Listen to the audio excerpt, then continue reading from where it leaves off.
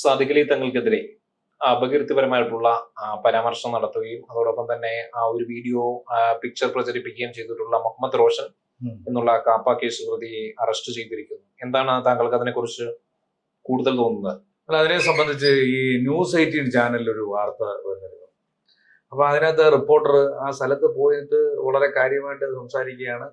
ഈ മുഹമ്മദ് റോഷൻ എന്ന് പറയുന്ന വ്യക്തിയുമായി ബന്ധപ്പെട്ടിട്ട് ഈ മൊയ്ൻ അലി തങ്ങൾ, അതായത് ശിഹാബ് അലി തങ്ങളുടെ ജ്യേഷ്ഠന്റെ മകനാണ്. അപ്പം പുള്ളിക്കാരനോട് ഒരു ഹോട്ടലിൽ വിളിച്ചു വരുത്തിയിട്ട് പറഞ്ഞേക്കുന്നു, സാദിഖ് അലി തങ്ങളിനെതിരെയുള്ള വ്യാജ വീഡിയോ എന്റെ കൈവശമുണ്ട്.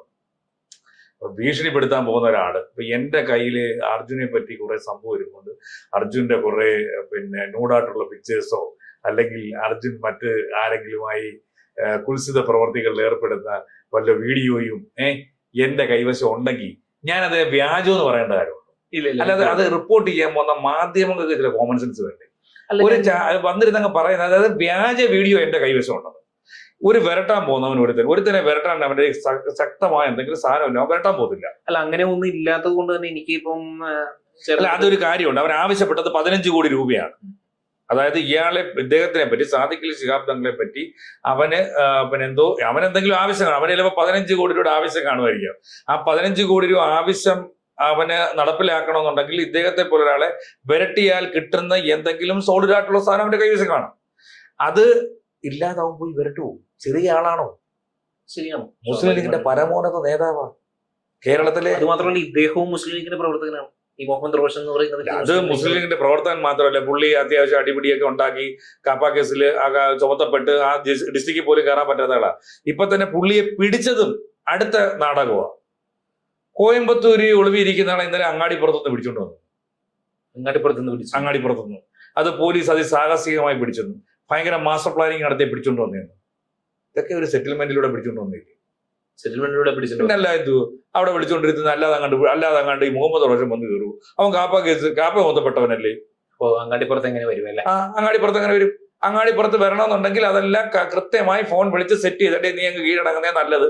പിന്നെ എന്തോ അതിൻ്റെ ഉള്ള സാധനങ്ങളൊക്കെ പറഞ്ഞു വെച്ച് സെറ്റിൽ ചെയ്ത് വിടുക, ഈ വിഷയമൊക്കെ തീർക്കുക എന്നൊരു സെറ്റിൽമെന്റിലൂടെ ആയിരിക്കും റോഷനെ വിളിച്ചു വരുത്തിയത്. റോഷൻ ഒരു മണ്ടനായിരിക്കത്തില്ലല്ലോ, അത്യാവശ്യം അടിപിടി അക്രമമൊക്കെ നടത്താൻ ശേഷിയുള്ള ഒരുത്തനല്ലേ. ആ സ്ഥിതിക്ക് പാണക്കാട് ശിഹാബ് അലി തങ്ങളെ പോലെ ഒരാളെ വരട്ടണമെന്നുണ്ടെങ്കിൽ എന്തെങ്കിലും സോളിഡായിട്ടുള്ള സാധനം കൈവച്ചിട്ടായിരിക്കും. അല്ലാതെ അത് എന്ത് സാധനമാണെന്നുള്ളത് റോഷനെ അറിയാൻ പറ്റും.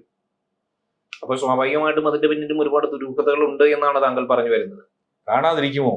അതല്ലേ ഈ ചാനലുകാർ പറഞ്ഞ വാചകം. അതല്ലേ മുഹമ്മദ് റോഷന്റെ കയ്യില് സാദിഖ് അലി ശിഹാബ് വ്യാജ വീഡിയോ ഉണ്ടെന്ന് ആരെങ്കിലും വിളിച്ചു വരുത്തിയിട്ട് അങ്ങനെയാണോ പറയുന്നത്?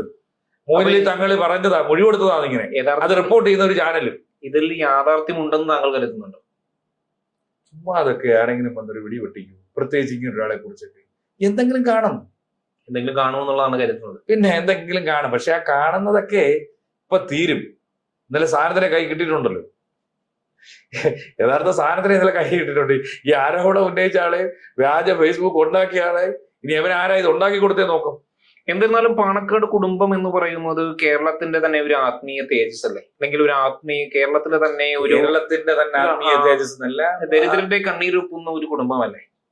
അങ്ങനെ കരുതുന്നുണ്ട്. ദരിദ്രരുടെ കണ്ണീരൊപ്പുന്ന, അവരോടൊപ്പം ചേർത്ത് പിടിക്കുന്ന, ആരെയും ചേർത്ത് പിടിക്കുന്ന. കേരളത്തിൽ എത്രയോ മുസ്ലിം കുടുംബങ്ങൾ ഒരു നേരത്തെ ആഹാരത്തിന് തന്നെ വലിയ കഷ്ടപ്പാട് അനുഭവിക്കുന്നുണ്ട്.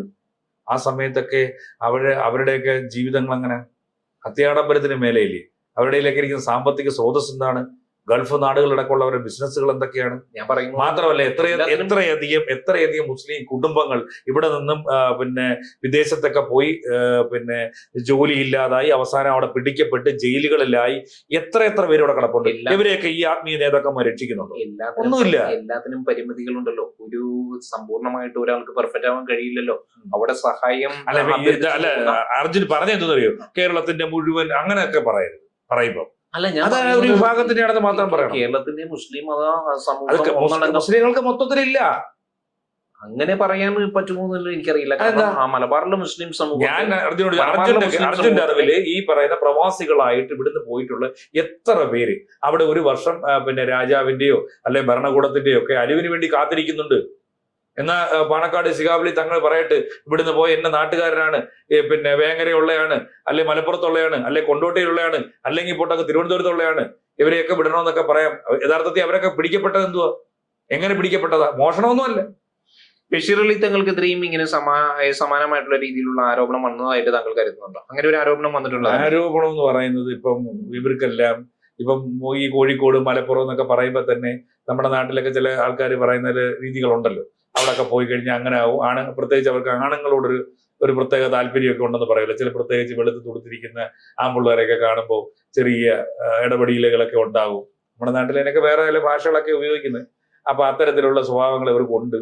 അപ്പൊ അതുകൊണ്ട് ചിലപ്പോൾ അങ്ങനെ കീഴ്പ്പെട്ട് പോകുന്നവരുണ്ടാവാം. ഇപ്പൊ നമ്മൾ നേരൊക്കെ വെച്ച് കേട്ടല്ലേ, രഞ്ജിത്തുമായി ബന്ധപ്പെട്ട് ചലച്ചിത്ര താരം രഞ്ജിത്ത് ഒരു പയ്യന്റെ നീ ഫോട്ടോ അയച്ചു നിന്റെ ന്യൂഡായിട്ടുള്ള പിക്ചേഴ്സ് അയച്ചു കൊടുക്കാൻ പറഞ്ഞല്ലേ.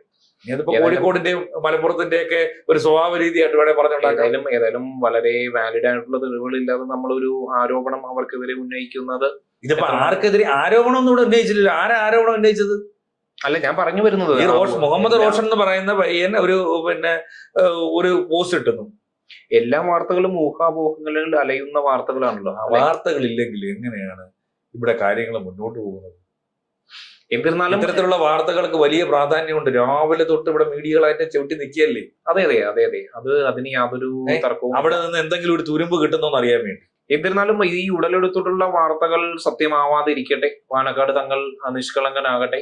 കാരണം അദ്ദേഹമാണ് കേരളത്തിൽ തന്നെ നിറഞ്ഞു നിൽക്കുന്ന, ഞാൻ കരുതുന്നത് കേരളത്തിൽ തന്നെ നിറഞ്ഞു നിൽക്കുന്ന ഒരു ചൈതന്യം തന്നെയാണ് അദ്ദേഹം എന്നുള്ളതാണ് ഞാൻ കരുതുന്നത്.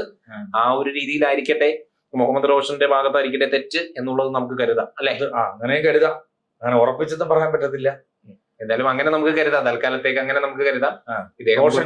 അയാളൊരു ക്രിമിനൽ പശ്ചാത്തലം ഉള്ളതായതുകൊണ്ട് അയാളത് സൃഷ്ടിച്ചതാവാം. പിന്നെ വെല്ലുവിളി നടത്തിയിട്ടുണ്ട്. വെല്ലുവിളി നടത്തിയിട്ടുണ്ട്. അത് സ്വാഭാവികമായിട്ടും എല്ലാ ക്രിമിനൽസും വെല്ലുവിളി നടത്താറുള്ളതാണ്. അപ്പൊ ഏതായാലും നമുക്ക് ഇദ്ദേഹം ഒരു നിരപരാധിയാണ്, ഒരു ഗ്രഡ്ജ് ഉണ്ട്, അല്ലെങ്കിൽ വരത്തില്ലല്ലോ. എന്നിരുന്നാലും നമുക്ക് വേറെ എത്രയോ പേരെ പറയാമായിരുന്നു. എന്നിരുന്നാലും തന്നെ എന്തിനാണ് ഉപദ്രവിക്കാൻ പോയത്? നമുക്ക് അത് മുഹമ്മദ് റോഷനിൽ നിന്ന് തെളിവെടുക്കേണ്ടി വരും. റോഷൻ എന്തിനാണ്? വേറെ എത്രയുണ്ട്? കുഞ്ഞാലിക്കുട്ടി പേര് പറയായിരുന്നു. അല്ലെങ്കിൽ വേറെ KM ഷാജിയുടെ പേര് പറയാമായിരുന്നു. ഈ പാവപ്പെട്ട ശിഹാബ് അങ്ങനെ തന്നെ പറയണത്. എന്നിരുന്നാലും നമുക്ക് വരുന്ന കാലങ്ങളിൽ നമുക്ക് അതൊക്കെ കണ്ടറിയാം. പക്ഷേ അതൊക്കെ പുറത്തേക്ക് വരുമോ എന്നുള്ളത് എനിക്ക് തോന്നുന്നില്ല. കാരണം അദ്ദേഹത്തെ ഇപ്പം അറസ്റ്റ് ചെയ്തിട്ടുണ്ടല്ലോ, പിടിച്ചിട്ടുണ്ടല്ലോ. നാളെ മറ്റന്നാളോട്ട് കേസ് അങ്ങ് തീരും. അപ്പൊ ഏതായാലും എന്നിരുന്നാലും വരുന്ന തെരഞ്ഞെടുപ്പിൽ കൂടി നമ്മുടെ അതൊന്നും ബാധിക്കത്തില്ല. വരുന്ന തെരഞ്ഞെടുപ്പിൽ ബാധിക്കില്ല. അപ്പൊ അതിന്റെ ഒരു ഇതൊന്നും ബാധിക്കത്തില്ല. ഇത് പിന്നെ ആൾക്കാർക്ക് അറിയാനുള്ള ഒരു ചിലപ്പോ ഒരു തെരഞ്ഞെടുപ്പ് തന്ത്രം കൂടി ആയിരിക്കാമെന്ന് നമുക്ക് കരുതാം, അല്ലെ? അങ്ങനെ വെച്ചിട്ട് നമുക്ക് അതിന് ഈ ആരോപണം പോലെ തെരഞ്ഞെടുപ്പ് തന്ത്രത്തിന് ഈ ആരോപണമല്ല. ഇതൊരാളെ വ്യക്തിഹത്യ നടത്താൻ വേണ്ടി ചെയ്തേ. അല്ല, വ്യക്തിഹത്യയിലൂടെ ആ ഒരു പാർട്ടിയെ മൊത്തത്തിൽ കരുവാരി തേക്കുക എന്നുള്ളൊരു തന്ത്രം കൂടി ഇതിന്റെ പിന്നിലുണ്ടെന്ന് നമുക്ക് കരുതാം. അങ്ങനെയാണ്. അങ്ങനെ കരുതിക്കൊണ്ട് നമുക്കത് കൺക്ലൂഡ് ചെയ്യാം. ഈ സ്വഭാവക്കാരാണ് ഇവര് മൊത്തത്തിലെന്നുള്ളത് തീർത്തുകൊണ്ട് ആ ഒരു പാർട്ടിയെ ഇല്ലാതാക്കുക. പ്രത്യേകിച്ച് നമ്മുടെ കേരള രാഷ്ട്രീയത്തിൽ സമാനമായിട്ടുള്ള ഒരുപാട് ആരോപണങ്ങൾ അങ്ങനെ നടന്നിട്ടുണ്ടല്ലോ, അങ്ങനെ ഒരു പശ്ചാത്തലം ഉണ്ടല്ലോ എന്ന്. അതുകൊണ്ട് തന്നെ അങ്ങനെ ഈ പറയുന്ന സമൂഹത്തെ മൊത്തം, ഈ പാർട്ടിയെ മൊത്തത്തിൽ അങ്ങനെ നശിപ്പിക്കാനായിട്ടുള്ള മൊത്തത്തിൽ നശിപ്പിക്കാനായിട്ടുള്ള, അതും ഈ പാർട്ടിയിലുള്ളവരെ ഉപയോഗിച്ചുകൊണ്ട് തന്നെ നശിപ്പിക്കാനായിട്ടുള്ള പലരുടെയും നിഗൂഢമായിട്ടുള്ള ഒരു തന്ത്രമായിട്ടും നമുക്ക് ഇതിനെ കരുതാൻ കഴിയും എന്ന് പ്രഖ്യാപിക്കാം, അല്ലെ? അങ്ങനെ പ്രഖ്യാപിക്കാം എന്ന് എനിക്ക് അത്ര ഉറപ്പൊന്നുമില്ല.